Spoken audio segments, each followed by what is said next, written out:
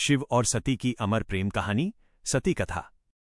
आज हम जानने वाले हैं इस संसार की सबसे पहली प्रेम कहानी के बारे में, जिसमें ना कोई शर्त थी, ना कोई बंधन, बस एक दृढ़ता थी, एक श्रद्धा थी।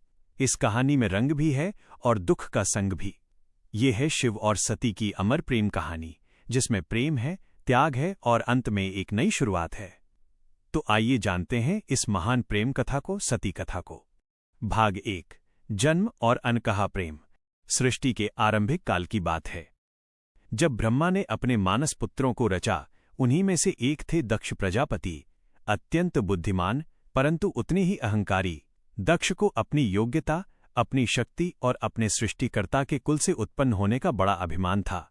उसने वर्षों की तपस्या की और देवताओं से वरदान पाए संतान की प्राप्ति के लिए।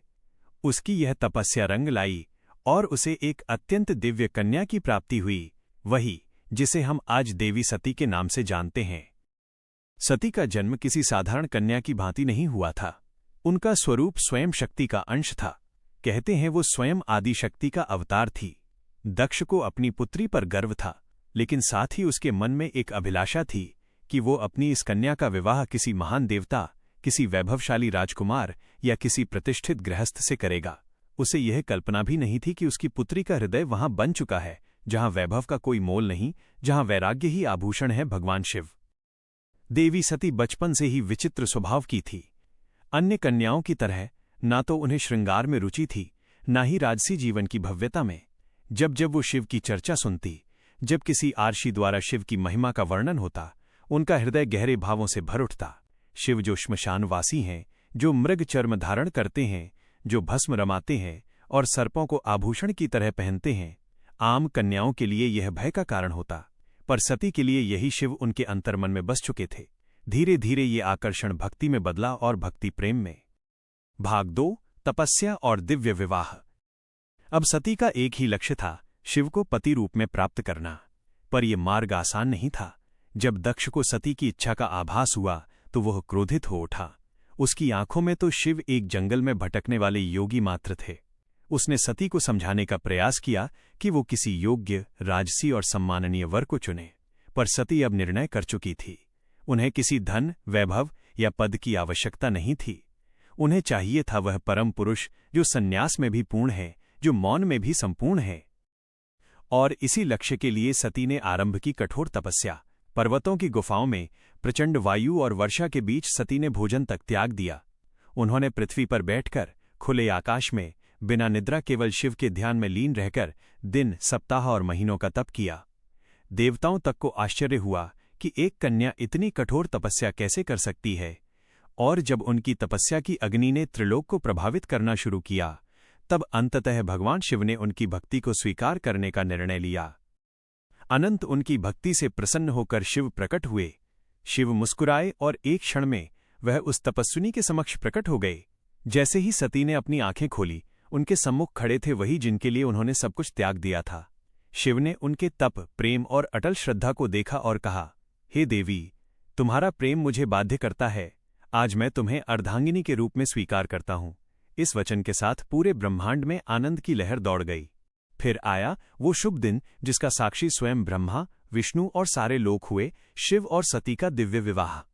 शिव बारात लेकर स्वयं कैलाश से निकले, पर यह कोई साधारण बारात नहीं थी। इसमें भूत, प्रेत, पिशाच, नाग, सिद्ध, योगी, अर्षि, देवता सब सम्मिलित थे। शिव की सवारी नंदी थी, शरीर पर भस्म, जटा से गंगा, गले में नाग। यह स्वरूप देख सभी स्त्रियां भयभीत हो उठीं, पर सती के चेहरे पर गर्व था। उन्हें अपने शिव पर गर्व था। वैभव नहीं, सत्य का स्वरूप थे वो। विवाह का आयोजन राजसी नहीं था, पर दिव्यता से भरा हुआ था।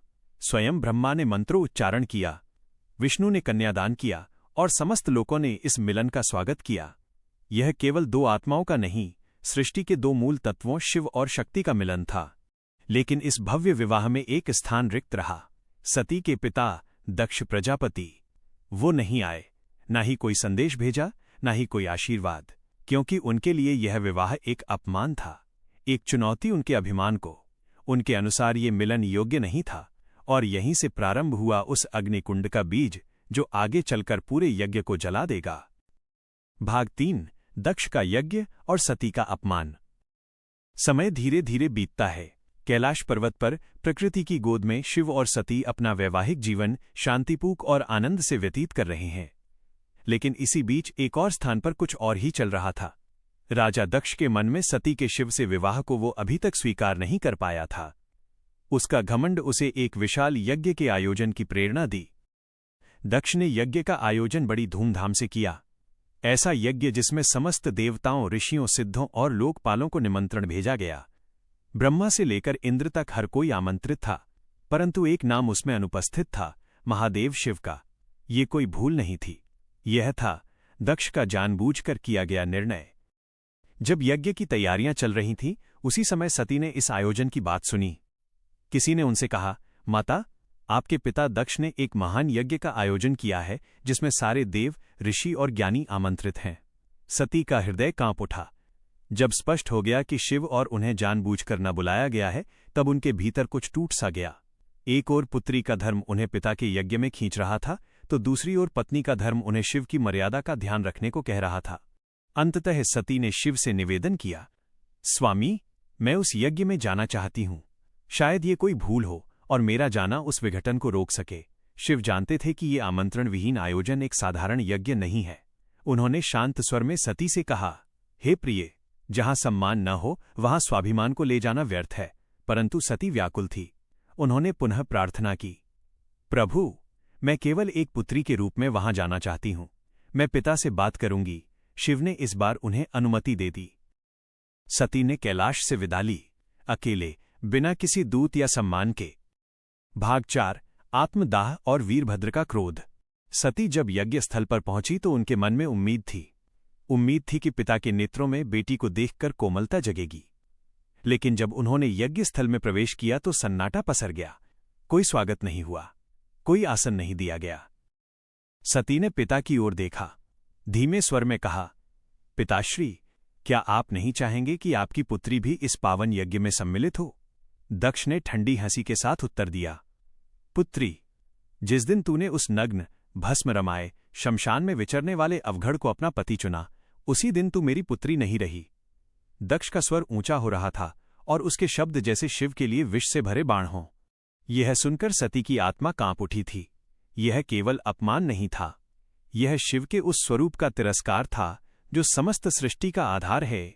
वे उठी, सभा की ओर देखा और बोली, तुम सब यहां धर्म की बात करने आए हो, यज्ञ की बात करते हो, पर जिस शिव के बिना कोई यज्ञ संपन्न ही नहीं हो सकता, उसी शिव का तुम अपमान करते हो। सती का हृदय अब टूट चुका था। उन्होंने कहा, जिस शरीर ने आज मेरे प्रभु का अपमान सुना है, वह शरीर अब इस संसार के योग्य नहीं।